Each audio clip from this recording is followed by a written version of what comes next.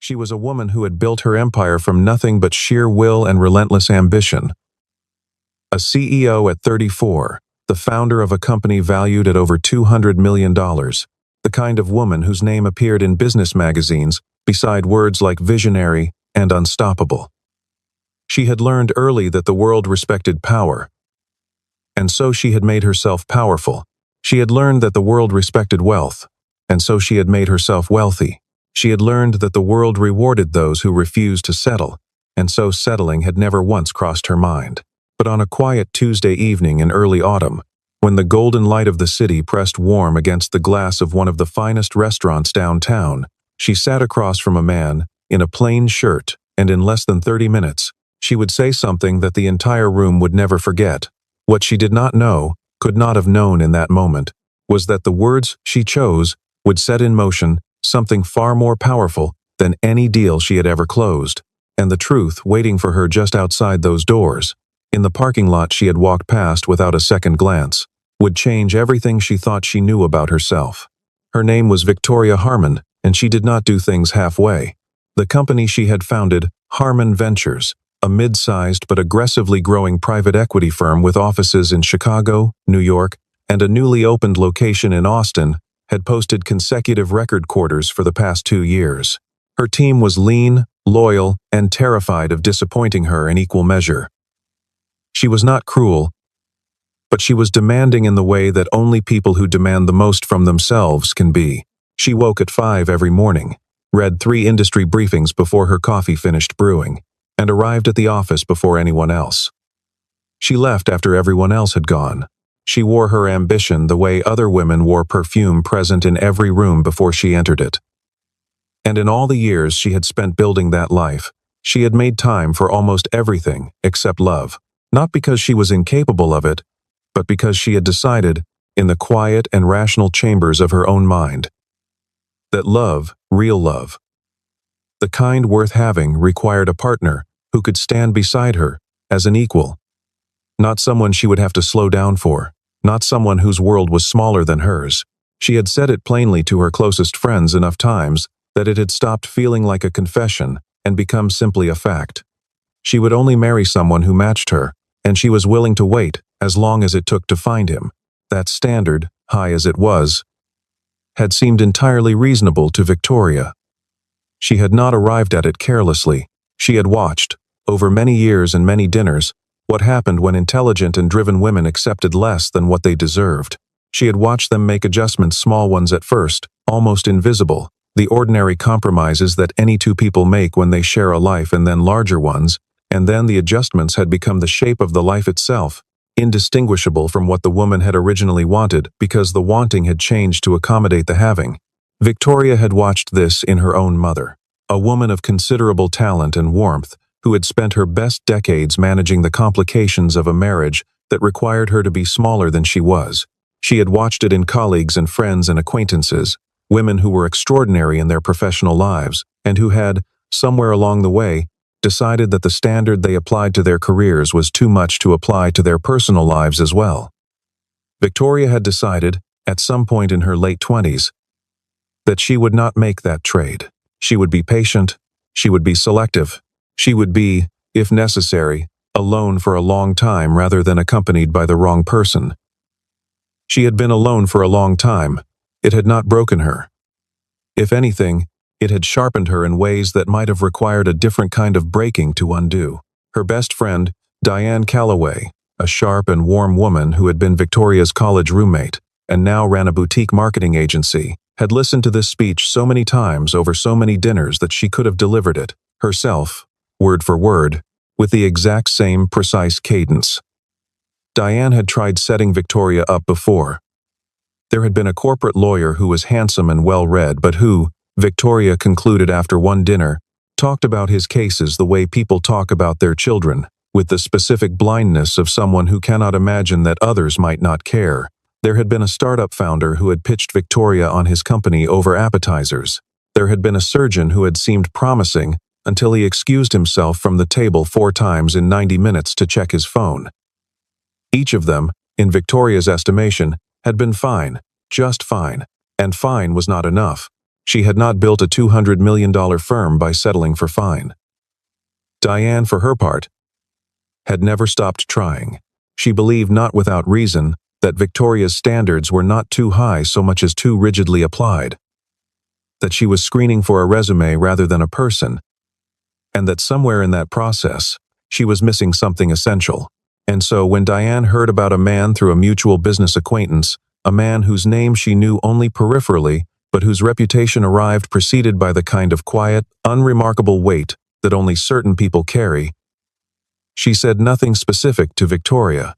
She simply told her there was someone she wanted her to meet. She told her he was different.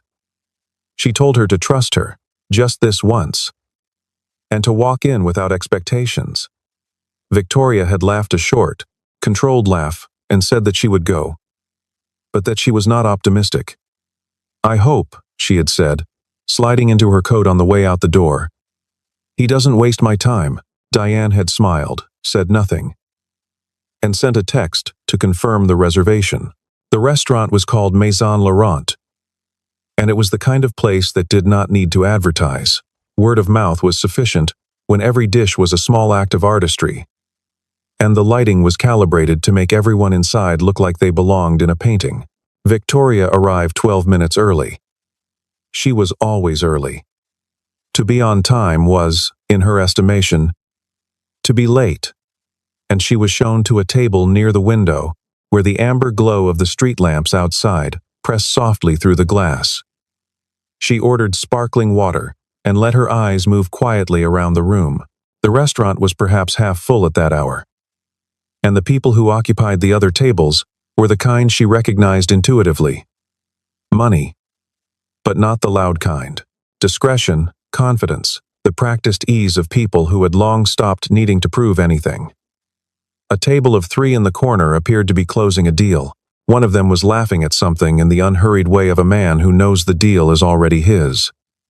A couple near the bar shared something that looked like creme brulee and spoke in low voices that never quite reached her. Victoria watched all of it with the calm attention of someone who had spent years reading rooms and the people inside them, and she felt, as she often did in places like this, completely at home. She was checking a message on her phone when she heard the soft sound of footsteps and looked up. The man who was walking toward her table did not look like the men she usually met at places like Maison Laurent. He was tall, she noted that, and he carried himself with a certain quietness that was different from timidity. His shirt was a simple, pale blue, cotton, without any visible label. His watch was modest. She could see, even at a distance, that it was not a Rolex or a Patek Philippe, just a clean, understated piece with a leather strap. His shoes were polished, but not ostentatious. He had no entourage, no assistant trailing behind him, with a phone pressed to their ear. He walked alone and unhurried, and when he reached the table and smiled, the smile was genuine in a way that caught her slightly off guard, not the performed warmth of someone trying to impress, but something quieter, more settled. He extended his hand. "Victoria," he said. "I'm Daniel." His voice was steady and warm. He sat down across from her without ceremony and picked up the menu with the comfortable ease of someone who had been to places like this before, but did not feel the need to demonstrate it. Victoria studied him for a moment before looking down at her own menu. She had told herself she would keep an open mind, but something in her had already begun to draw conclusions.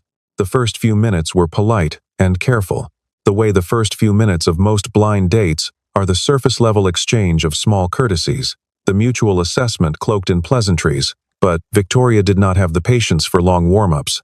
She had built a business on getting to the point, on reading the core of a situation quickly and acting on what she found. And so within 5 minutes, she had begun asking the questions that actually mattered to her. She asked what he did. He said he managed several investment projects. She asked which sectors. He said real estate and private markets, primarily, though he had interests in a few other areas.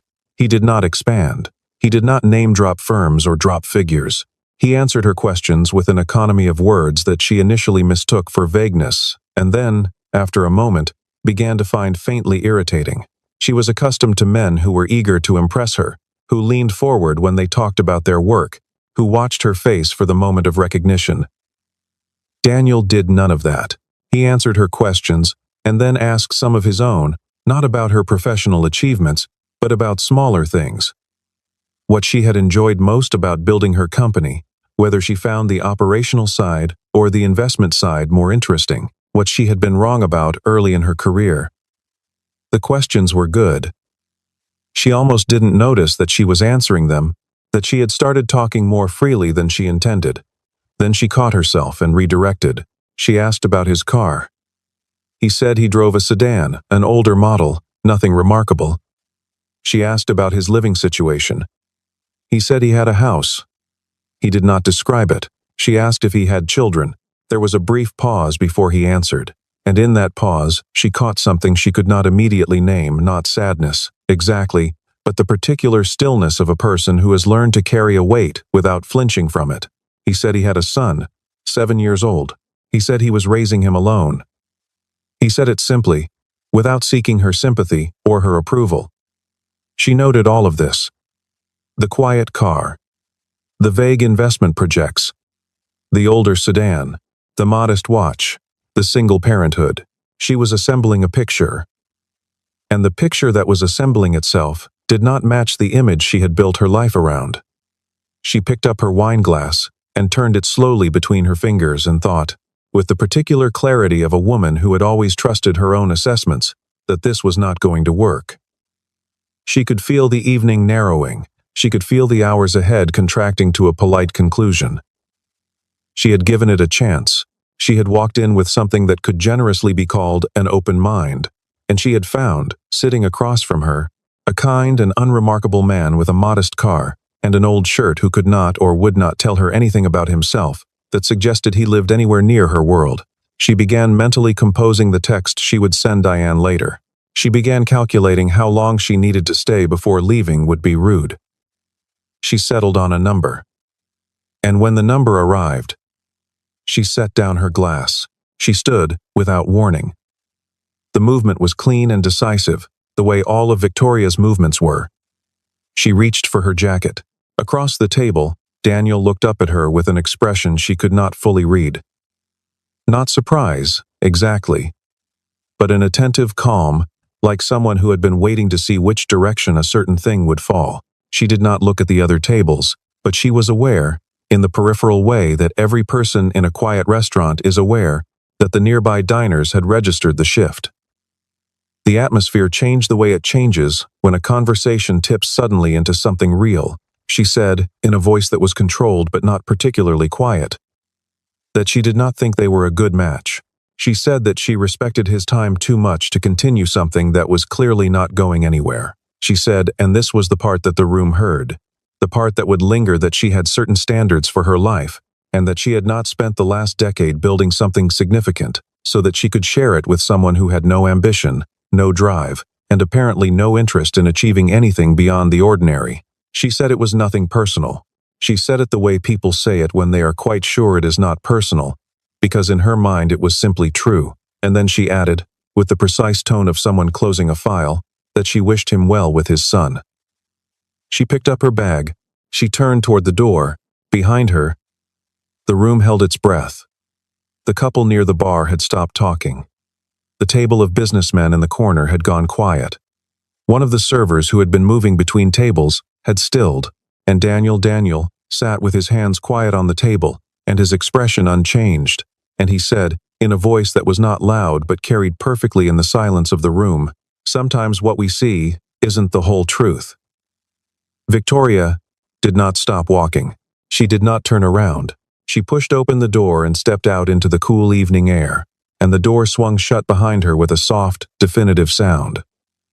She was already looking down the street for her driver. She was already composing the text to Diane in her head.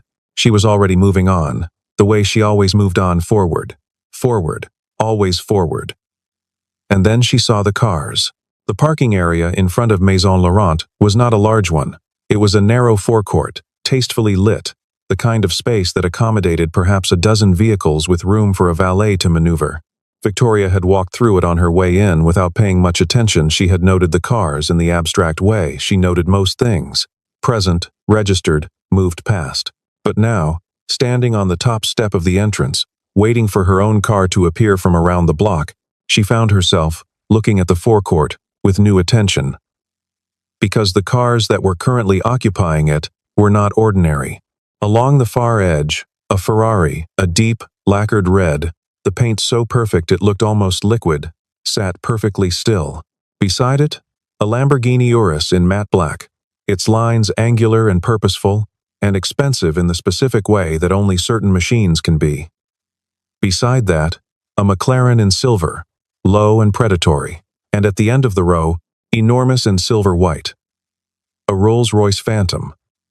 The kind of car that does not arrive so much as it appears, with the serene, implacable weight of something that has never had to hurry. She counted 4 vehicles in total. She had seen expensive cars before she was a woman who moved in circles where expensive cars were not uncommon. But what caught her attention was not the cars themselves. It was the people standing beside them. Each car had a driver. The drivers stood at attention beside their respective doors, hands behind their backs, eyes forward. They were not looking at each other. They were looking at the entrance of the restaurant. They were waiting, and beside the nearest driver stood a man in a dark suit, who had the unmistakable bearing of someone whose entire professional existence was organized around being useful to one specific person. He was checking his watch with the focused attention of someone tracking a precise schedule. Victoria looked at the cars. She looked at the drivers. She looked at the man in the suit. She stood very still on the top step, and then she heard the door open behind her.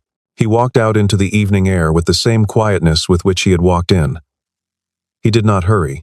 He looked up at the sky for a moment, a brief, private gesture, as though checking the weather or simply enjoying the cool, and then he began to walk toward the forecourt. And everything changed. The man in the dark suit turned immediately and said something she could not hear. One of the drivers snapped to attention and moved to the door of the Rolls-Royce in one fluid motion. The other drivers all shifted at once, a synchronized adjustment, like a subtle acknowledgement, rippling down the row. The maître de Maison Laurent appeared in the doorway behind Victoria, not rushing, but present, attentive, with the particular composure of someone who has been managing the departures of very important people for many years, and bowed his head slightly in the direction of the man walking across the forecourt. The restaurant's owner, a silver-haired man in his 60s named François Laurent, who Victoria had met once at a charity dinner, had materialized on the step beside his maître d'. He placed a hand briefly on his chest and inclined his head with an expression of genuine respect. Victoria watched all of this with the particular stillness of a person whose world is in the process of reorganizing itself at high speed. Daniel did not look back at her. He reached the Rolls-Royce and said something to the man in the suit, who nodded and produced a small leather portfolio. Daniel signed something absently, without looking at it, the signature of someone who signs things constantly and has long since stopped registering the act itself.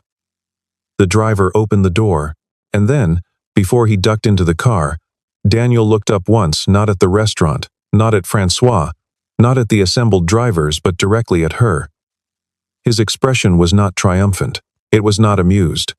It was simply calm and patient, and perhaps the faintest bit sad. And then he was inside, and the door closed, and the Rolls-Royce moved forward with the enormous, silent authority of a thing that has never been denied anything.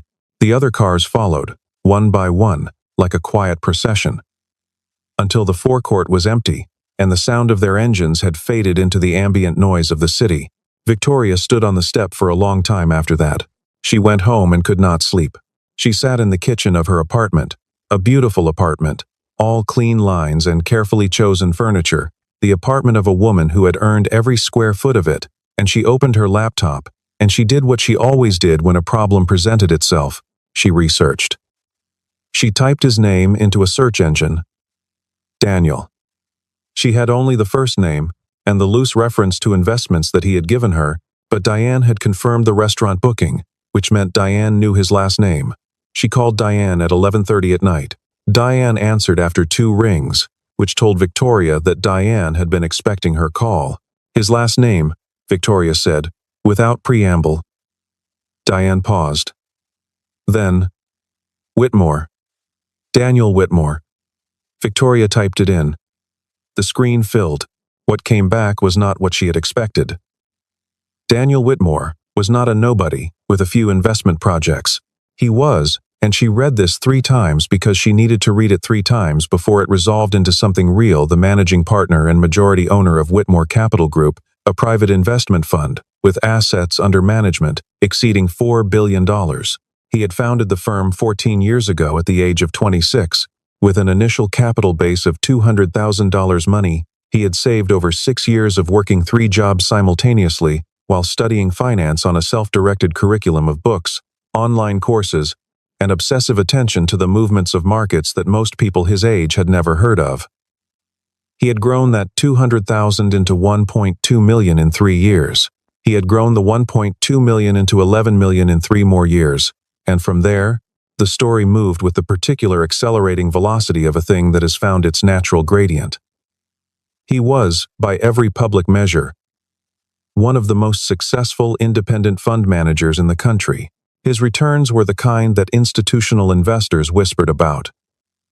His name was known in every serious financial circle in America, and his personal net worth disclosed in a single line of a profile she found in a financial publication, dated 18 months ago, was listed as estimated at approximately $1.8 billion.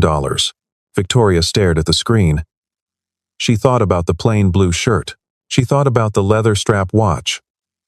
She thought about the older sedan. She thought about what she had said in the dining room of Maison Laurent. In a voice that the entire room could hear, she closed the laptop. She put her face in her hands.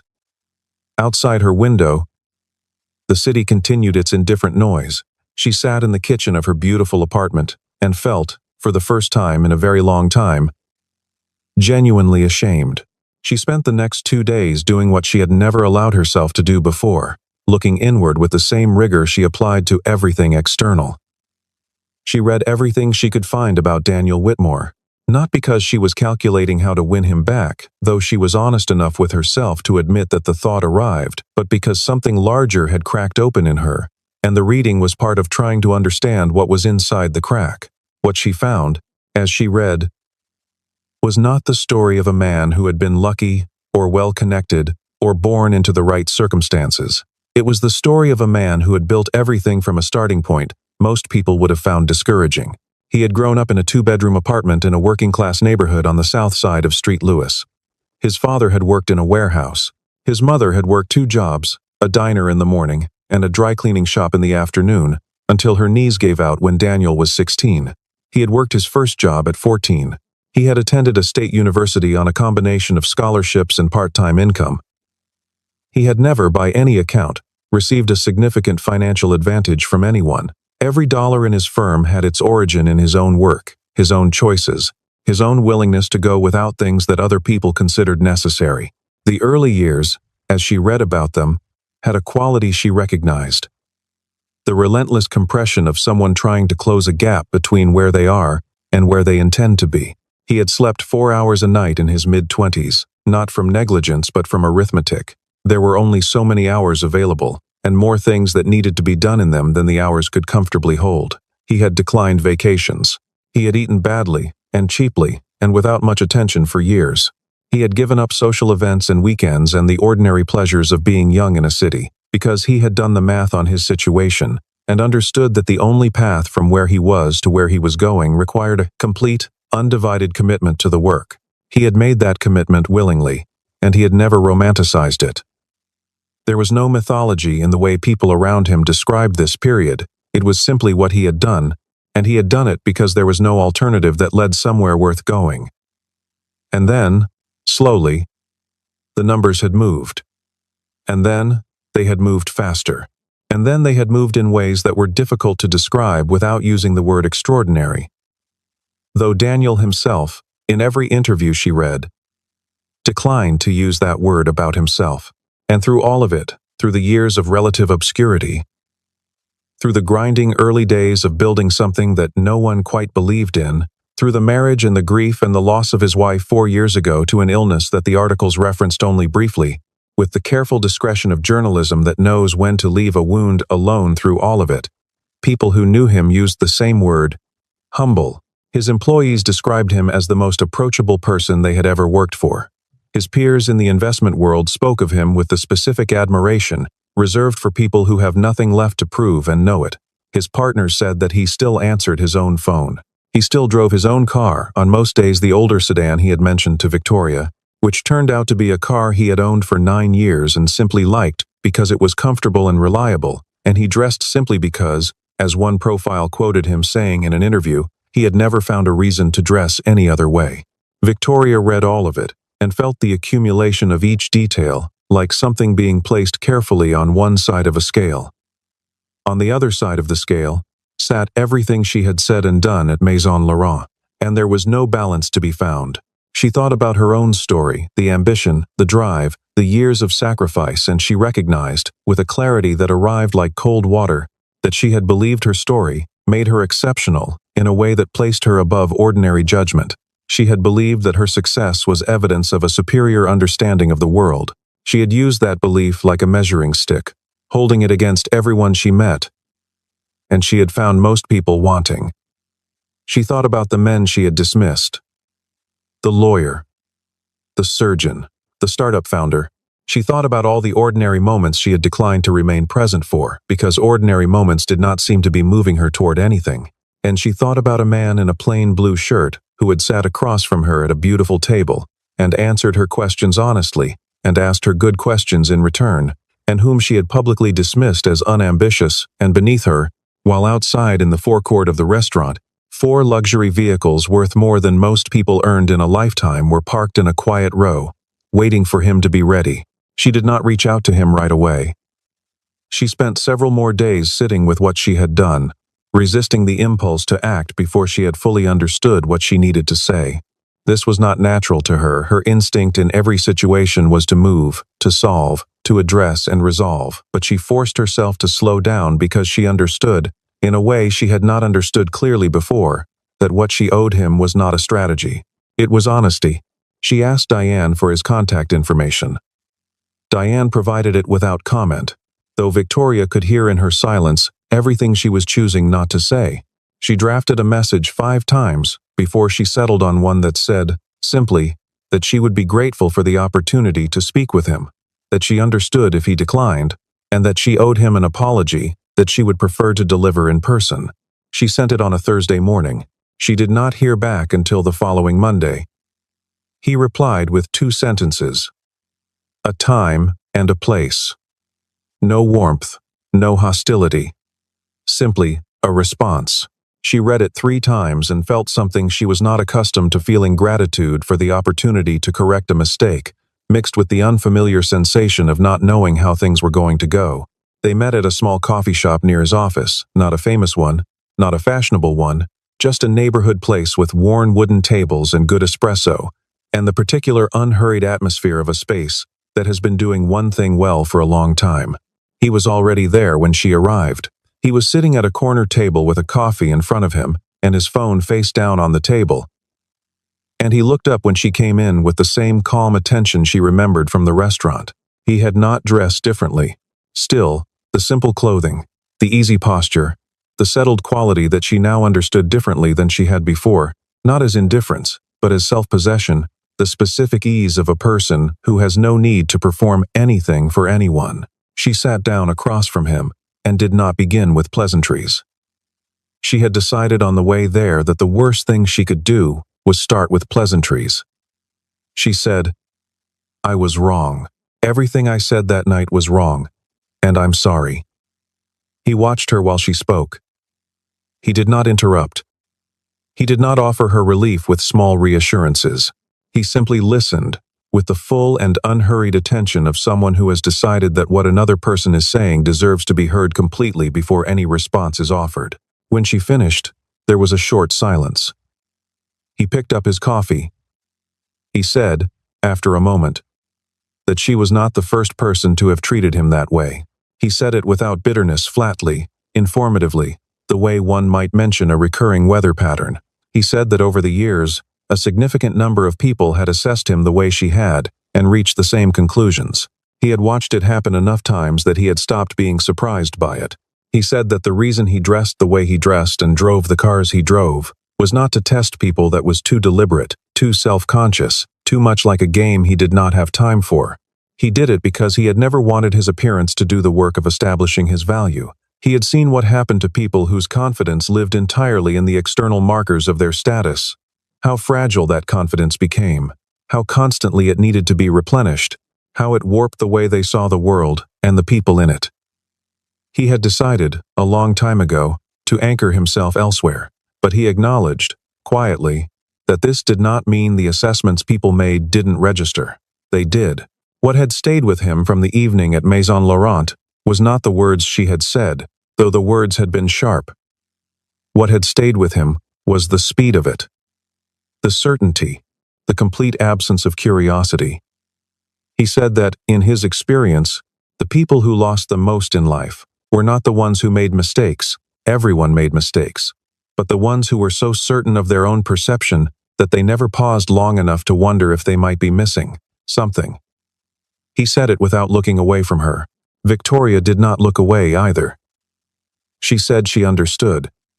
She said she was beginning to understand it at a level she had not before, and that the understanding was uncomfortable, and that she thought it was supposed to be. He did not offer her a second chance that day in the coffee shop.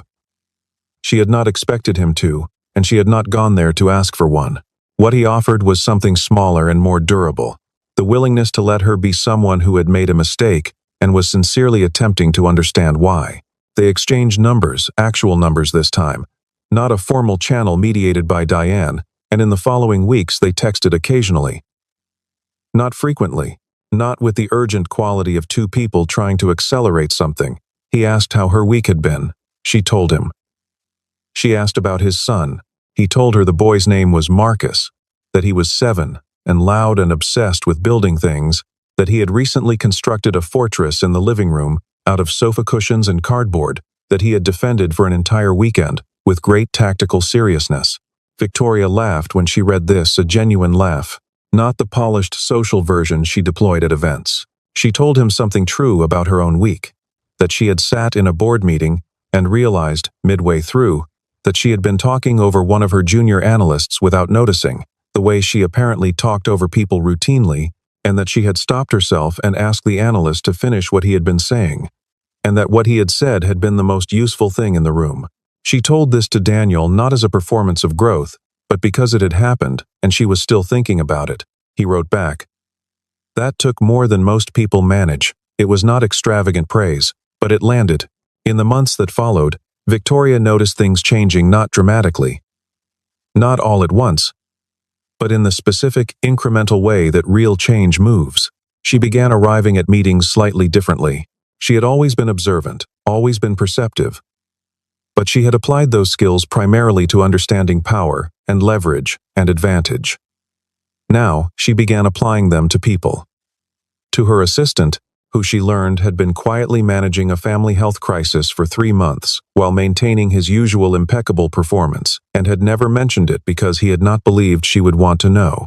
To her head of research, a quiet and methodical woman who had been at the firm for 6 years and had never once been publicly credited in the presentations she largely wrote. To the young associates who came in every morning with the compressed, anxious energy of people trying to prove themselves worthy of a space they were never quite sure they had earned. She could not say that any specific conversation with Daniel had produced these observations directly, but she could trace a line from the evening at Maison Laurent, from the moment she had stood on the step of that restaurant and watched the world rearrange itself around a man she had dismissed as ordinary to a new way of looking that she was slowly learning to trust. She brought in a consultant to audit the culture of Harmon Ventures. The report came back with findings she might once have dismissed as soft or peripheral to the real work of running a successful firm. It noted that junior staff consistently underperformed in the first year, and then left. It noted that communication between departments was selective in ways that created blind spots. It noted that the environment rewarded the appearance of certainty over the practice of honest uncertainty, and that this was causing people to hide problems rather than surface them early. Victoria read the report 3 times. She had the consultant present the findings to the entire leadership team, including herself. She did not defend the organization's existing culture. She said, in front of the room, that she had run the firm the way she had run it, because it was the only way she knew, and that she was beginning to understand the limits of that approach, and that she intended to do better. The room was very quiet when she said it. Several people, she noticed, looked slightly stunned. She understood. She had never said anything like this before. She had never seen a reason to.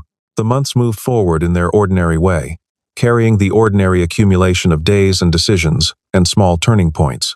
Victoria closed 2 significant deals that autumn, both of which required a more collaborative approach than she typically employed.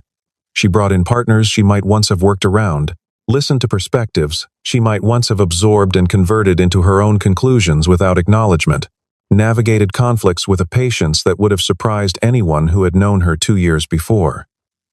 The deals closed well. She noted that the process had not been weaker for the collaboration. It had been more resilient. She filed this observation away in the careful internal ledger she had always kept, but added it beside different things than she would have before.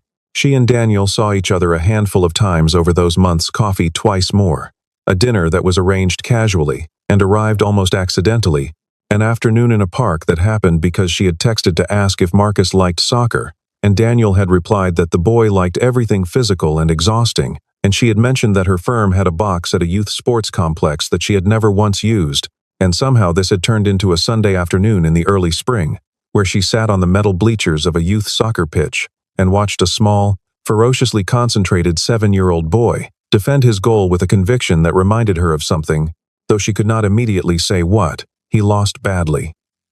He was undeterred. He had already formulated, by the time they left, several detailed theories about what had gone wrong and what would go differently next time. Victoria listened to these theories with the same quality of attention she had been practicing in her meetings. She offered one observation, something small, about the angle of his positioning, and Marcus listened to it with the seriousness of a professional consulting a senior colleague. Daniel watched this exchange from her left and said nothing. But later, on the way to the parking lot, when Marcus had run ahead to look at something, he said, "He doesn't warm up to many people." She did not answer immediately. She watched Marcus crouching to examine something on the ground, a beetle, or a pebble, or whatever had captured the specific and total attention of a 7-year-old mind, and she said, "He reminds me of someone." Daniel glanced at her. "Who?" She paused. "Me," she said. "Before I stopped being curious about things." He looked at her for a long moment. Then he looked at his son. He nodded, slowly, the way a person nods when something has landed exactly where it needed to. They were not a couple. Not exactly, not yet. What they were was something more careful and deliberate than that, 2 people who had taken a sharp wrong turn early and had chosen to find their way back to the same road from different directions, moving toward each other without rushing the distance. Victoria had come to understand that this was not Daniel being withholding. It was Daniel being precise. He had watched too many things move too fast and break. He had his son to think about. He had a life that was large and full and mostly good. And he was not going to invite disruption into it without being certain. She respected this. She did not find it frustrating, the way she once might have. She found it honest, and she had come to value honesty genuinely, not as a principle to endorse, but as something she actually felt the need for in a way she was not sure she ever had before. There was an evening in late spring when they were walking back from dinner, a quiet dinner at a restaurant that was not Maison Laurent, somewhere less grand, somewhere with smaller tables and noisier rooms and better food than its setting suggested. And the city was still and warm around them, and Daniel said, without particular preamble, that he thought she had changed. She asked if he meant that as a good thing. He said he thought it was a real thing, which in his experience was more durable than good. She walked for a while in silence after that, turning the words over.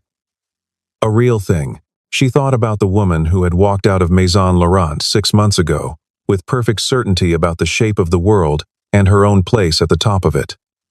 She thought about standing on the step and watching the cars.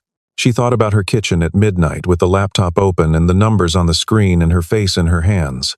She thought about Marcus and the beetle on the soccer pitch pavement, and the way he had listened to her small observation with complete and generous seriousness. She thought about all the people she had moved past too quickly, the assistant with the silent health crisis, the analyst she had talked over, the parade of men she had assessed and dismissed without curiosity. And she did not feel, in this moment, shame. What she felt was something else. The strange and particular lightness of a person who has set down something heavy and walked forward without it. The city moved around them. The evening air carried the faint smell of flowering trees from the park across the street.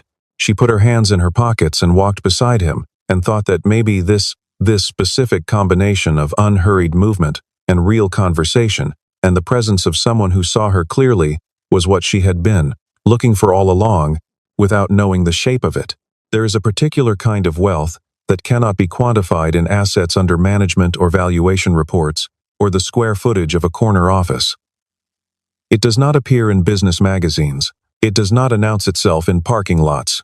It does not wear expensive things or arrive with drivers, or make itself known through the language of surfaces. It is the wealth of a person who has genuinely learned, at some cost, to see other people clearly. To see them before the performance, before the resume, before the car, or the clothing, or the title. To look at a person sitting across a table and understand that what is visible is only the outermost layer of something vast and complicated and worth knowing. Victoria Harmon had spent the first decade of her success building something extraordinary with a measuring stick that could only measure certain things. She had been brilliant at what she measured. She had been blind to what she missed. And what she had missed, it turned out, was much of what actually mattered. The man in the plain blue shirt had taught her nothing she could not have known on her own, but he had handed her the occasion sharp and bright, and deeply uncomfortable, the way real occasions usually are to learn it. And she had been fortunate enough, in the end, to be a person who could hear what an occasion was trying to say. She had stood on the steps of a restaurant and watched the supercars move away in a quiet procession, and she had felt, in that moment, the particular vertigo of someone whose map has just stopped matching the territory. She had gone home and done what she always did. She had researched, she had read, she had assembled facts, but for the first time, the facts had led her not to a decision about another person, but to a question about herself. And the question had been this: what else have you been wrong about? She had not liked the answer, but she had stayed with it. She had remained in the discomfort of it long enough for it to become something useful, and that, perhaps, was the real measure of the person she was becoming. The value of a human being does not live in the car they drive, or the watch they wear, or the size of the fund they manage. It does not live in the square footage of their home, or the label inside their jacket, or the confidence with which they occupy a room.